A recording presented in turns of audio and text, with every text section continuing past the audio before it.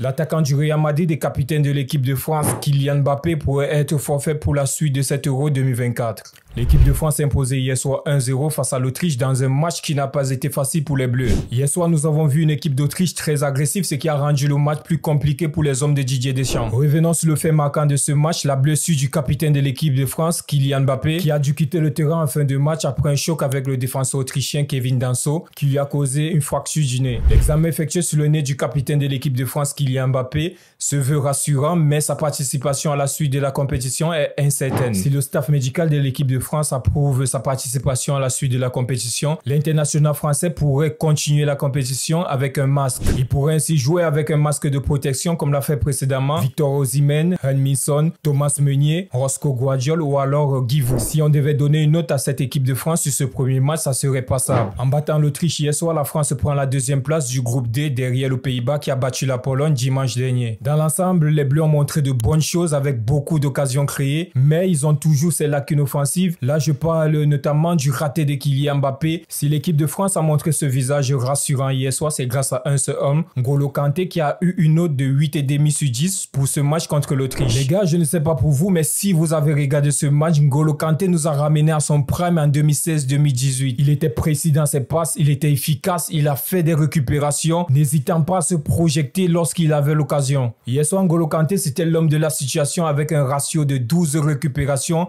et 90 ballons touchés. Il a dominé le milieu de terrain avec sa capacité à se déplacer partout et à récupérer largement assez de ballons. Aujourd'hui, N'Golo Kanté nous montre qu'il est indispensable pour cette équipe de France-là. Les gars, je vais aussi noter l'apport de Adrien Rabiot qui a fait énormément de bien à ce milieu de terrain-là. Merci les gars d'avoir regardé cette vidéo jusqu'à la fin. Si tu as aimé, laisse un like, commente, partage et surtout abonne-toi à Team Mercato. Let's go!